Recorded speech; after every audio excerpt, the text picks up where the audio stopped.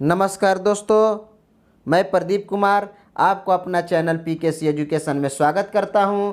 दोस्तों, आप देखने जा रहे हैं चक्रवृद्धि ब्याज का टाइप 5। दोस्तों, यदि यह वीडियो आपको पसंद आए तो लाइक और शेयर करें और अगले वीडियो को नोटिफिकेशन के लिए आप हमारे चैनल को सब्सक्राइब करें। चलिए दोस्तों, अब हम चलते हैं आज के प्रश्नों की ओर। प्रश्न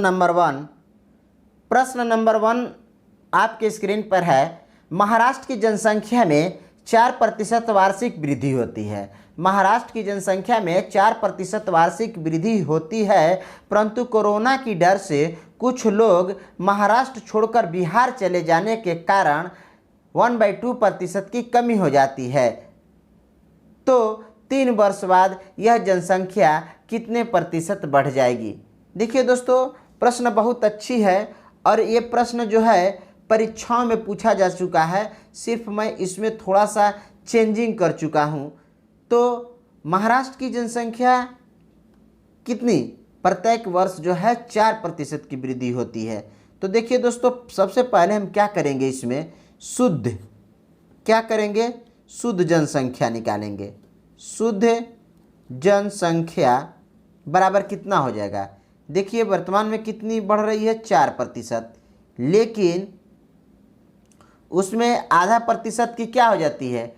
कमी हो जाती है। तो कितना बच गया? 3.5%। 3.5% को हम 3.5 लिख सकते हैं। और समय जो है आपका कितना है? 3 बरस है। अब देखिए दोस्तों, जब 3 बरस का समय हो तो आपको हम बता चुके हैं कि 3 बरस का जब भी निकालना हो तो हम 3:3 लेके चलते हैं। ठीक, कोई दिक्कत? अब इसको क्या करते हैं, देखिए, अगर ये 3.5% की वृद्धि हो रही है, 3.5% की अगर वृद्धि हो रही है तो इसका मतलब कि पहला बरस तो 3.5% बढ़ेगा। एकदम पहला वर्ष तो 3.5% ही बढ़ेगा, कोई इसमें कन्फ्यूजन नहीं है। अब दूसरे बरस निकालने के लिए इस 3.5% का फिर 3.5% निकाल लीजिए आप। ठीक है, तो आपका ये हो जाएगा, देखिए 0.2 तक 0.12 होगा दोस्तों। कितना होगा? 12, 0.12 होगा। ठीक है, आपका ये कितना हो जाएगा? 0.125। तो इसको हम लिख देंगे 0.12। ठीक है, अब उसके बाद में 0.12 का फिर हम 3.5 निकालेंगे तो ये आपका आएगा लगभग 0.01 तक। ठीक है, तो ये आपका तीसरा स्टेप हो गया। अब इसको हम क्या करेंगे, इसको सबको आपस में मल्टीप्लाई करेंगे। तो इसको 3 बार करेंगे तो कितना हो जाएगा? 10.50। इसको आपस में गुणा करेंगे तो ये होगा आपका 12×3 = 0.36 और इसको आपस में गुणा करेंगे तो 0.01। इन सब को आपस में हम जोड़ देंगे तो कितना मेरा रिजल्ट बनेगा?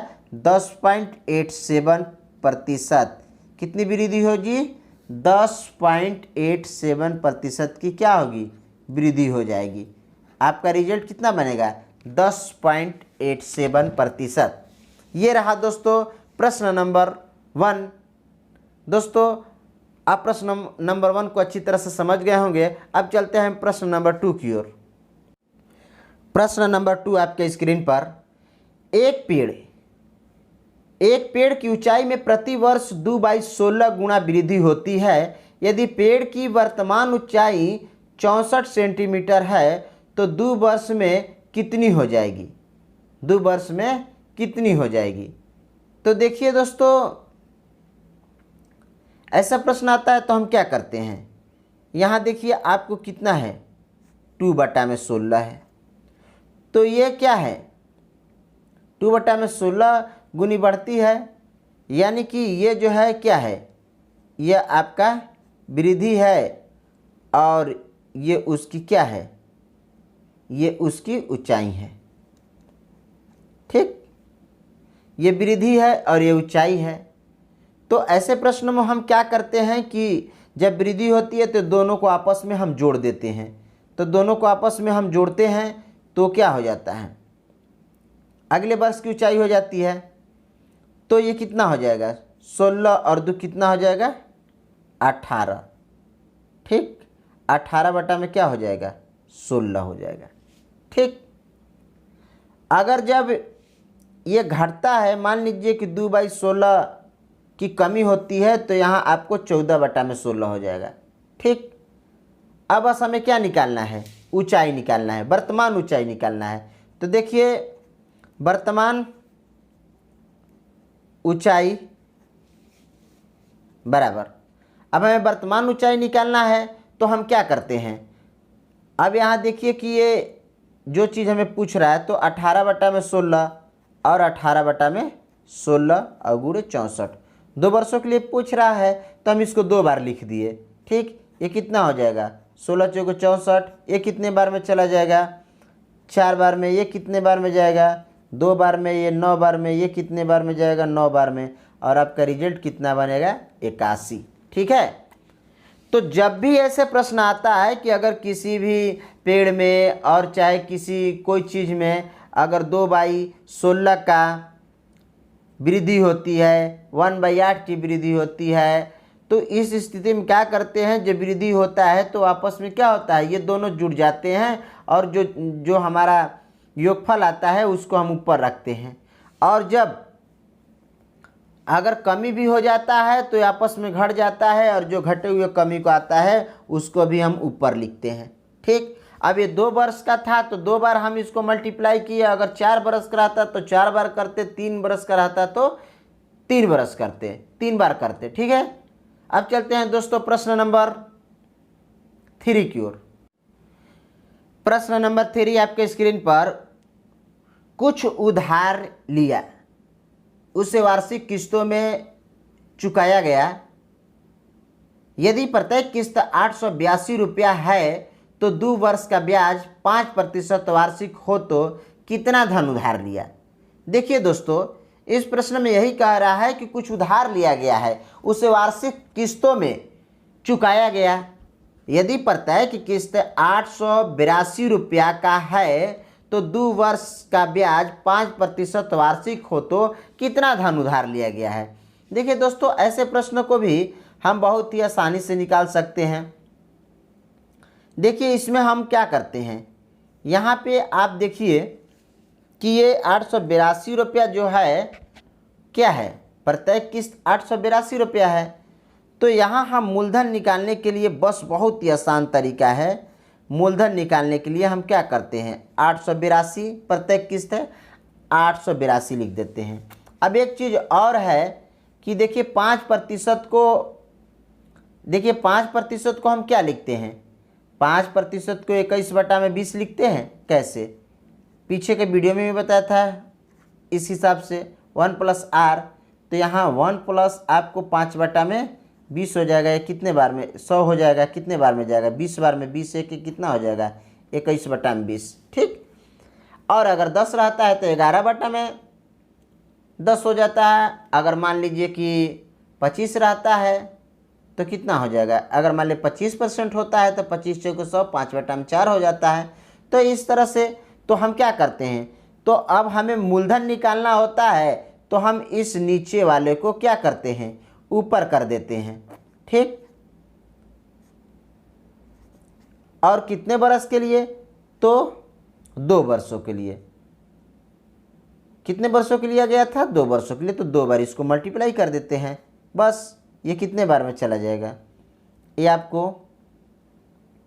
चला जाएगा 42 बार में, और फिर ये आपका चला जाएगा 2 बार में, ये 2 दूनी 4 और 4 दूनी 8, आपका रिजल्ट कितना हो जाएगा, 800 रुपया। अब हम आशा करते हैं कि आप इस प्रश्न को समझ गए होंगे, किसी प्रकार की कोई कन्फ्यूजन नहीं होगी। एक चीज़ मैं और बता देता हूं कि अगर मान लीजिए कि जब हमें यहाँ पे हमें मूलधन निकालना है, तो जब हमें मूलधन निकालना रहता है तो हम क्या करते हैं, नीचे वाले को ऊपर कर देते हैं, ऊपर वाले को, और जब हमें मान लीजिए कि मिश्र धन वगैरह निकालना रहता है तो हम नीचे वाले के ऊपर कर देते हैं। यानी कि ये जो 21 मिश्र धन जब निकालना हो, जब ए निकालना हो तो हम 21 बटा में 20 ही लिखते हैं। यदि हमें पी निकालना हो तो हम 21 बटा में 20 लिखते हैं। ठीक, कोई कन्फ्यूजन? नहीं। अब चलते हैं प्रश्न नंबर 4 की ओर। प्रश्न नंबर 4 आपके स्क्रीन पर है दोस्तों। बहुत ही अच्छी प्रश्न है। किसी धन का एक निश्चित दर से 2 वर्ष का साधारण ब्याज 120 रुपया और चक्रवृद्धि ब्याज 129 रुपया है, तो ब्याज की वार्षिक दर क्या है? देखिए दोस्तों, यहाँ साधारण ब्याज हमको कितना दिया गया है? अगर यहाँ पे जो है सिंपल इंटरेस्ट जो है आपको दिया गया है 120 रुपया और चक्रवृद्धि ब्याज जो है आपको 129 रुपया है। ठीक है, कितना है? 129 रुपया। अब बात ये हमारा कितने वर्षों के लिए? 2 वर्षों के लिए। ठीक है, अब ऐसे प्रश्न आता है तो देखिए दोस्तों, ये साधारण ब्याज जो है यानी कि 2 वर्ष का साधारण ब्याज 120 रुपया है। देखिए, अगर 2 वर्ष का साधारण ब्याज 120 रुपया है, ठीक है दोस्तों, अगर 2 वर्ष का साधारण ब्याज 120 रुपया है तो 1 वर्ष का कितना हो जाएगा? 1 वर्ष का 60 रुपया होगा। तो अगर मान लीजिए कि 1 वर्ष का अगर 60 रुपया होता है और दूसरा वर्ष का 60 रुपया तो 120 रुपया, तो पहला वर्ष का साधारण ब्याज और चक्रवृद्धि ब्याज दोनों सेम होता है। तो दोनों का पहले वर्ष का चक्रवृद्धि ब्याज और साधारण ब्याज दोनों 60 ही रुपया होगा, लेकिन दूसरे वर्ष का इसका जो साधारण ब्याज 60 रुपया है, तो इस 60 पर जो मतलब कि इस पे दर लगेगा तो क्या हो जाएगा? चक्रवृद्धि ब्याज बढ़ जाएगी। तो बस हमको करना क्या है? हमको बस यही लिखना है कि 60 का कितना प्रतिशत 9 है। ठीक है, यही ना? तो इसीलिए चाहे 60 का कितना प्रतिशत, 60 का आर प्रतिशत ऐसे भी लिख सकते हैं। 60 का आर प्रतिशत क्या है?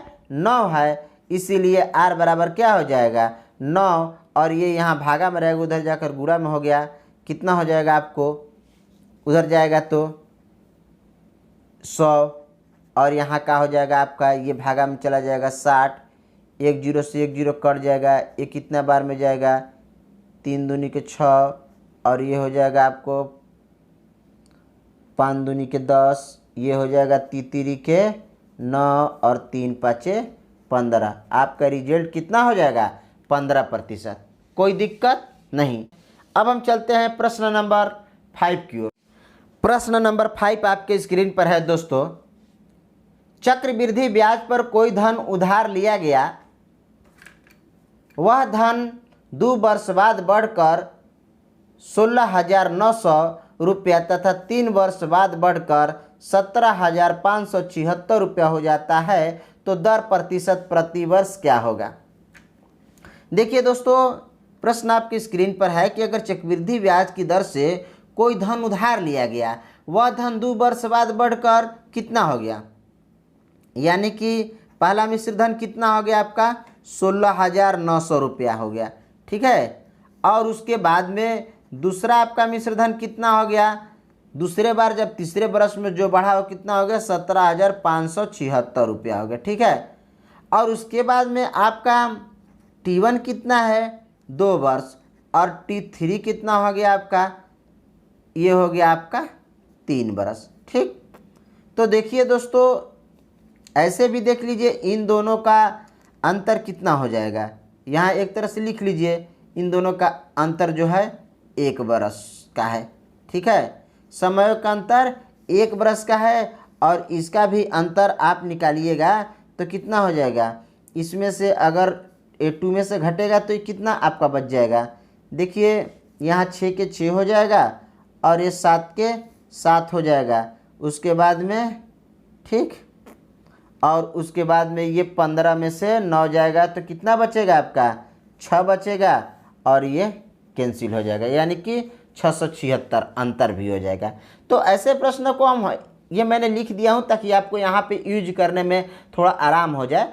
तो ऐसे प्रश्नों को हम हल करने के लिए क्या करते हैं? देखिए, मिश्रधन यानी कि A2 बटा में A1, ठीक है, और -1 गुणे 100%। ठीक, बस इसी पर हम इसको हल कर देते हैं। ठीक, तो ऐसे n भी यहाँ लिख देते हैं। तो आपका कितना हो जाएगा?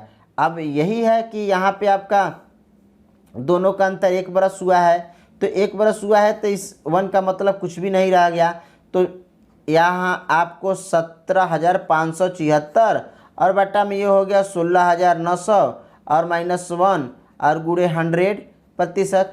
ठीक है, और उसके बाद में आप करते क्या है, ये यहाँ पे गुणा में हो जाएगा तो वही उसी तरह से घटेगा, जिससे वहाँ मैंने डायरेक्ट बता दिया। और थोड़ा आपको लंबा भी कर देना हूँ ताकि आपको समझ में आए। परीक्षा में आप जितनी भी शॉर्टकट में बनाने की कोशिश कीजिए। तो हम यहाँ पे ले जाते हैं तो ये कितना हो जाता है, ये आपका 17,576 और माइनस आपका 16,900 और बटा में फिर 16,900। ठीक है, और गुणे 100 हो जाता है। और फिर उसके बाद में वही प्रतिक्रिया आएगी 676 और बटा में आपका कितना बचेगा 16,900 और गुणे 100, 2 जीरो से 2 जीरो कट जाएगा, ये आपका चला जाएगा 4 बराबर। आपका रिजल्ट जो है वो कितना हो जाएगा 4%। यही आपका आंसर है। ठीक, कोई कन्फ्यूजन? अब हमें ये समझ में आ गया कि आप इस प्रश्न को अच्छी तरह से समझ गए होंगे। अब डायरेक्टली आपको इस प्रश्न को सॉल्व करने के लिए कुछ भी नहीं करना है, इन दोनों को अंतर निकाल लेना है।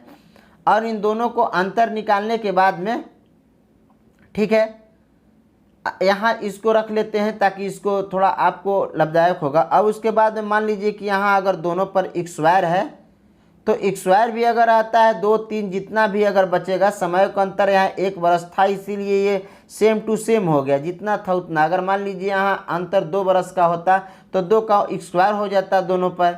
ठीक है, अब जब x² हो जाता तो उसको डबल गुणा करना पड़ता। तो इस तरह से आपका ये प्रश्न कितना हो गया, इस प्रश्न का सही उत्तर जो है कितना हो गया 4%। दोस्तों मुझे आशा है कि इस प्रश्न को आप अच्छी तरह से समझ गए होंगे। यदि यह वीडियो आपको पसंद आता है तो लाइक और शेयर करें, और ऐसा ही वीडियो देखने के लिए आप हमारे चैनल को सब्सक्राइब करें। इसी के साथ अब लेता हूँ, फिर अगले वीडियो में आपसे मुलाकात होगी। नमस्कार दोस्तों।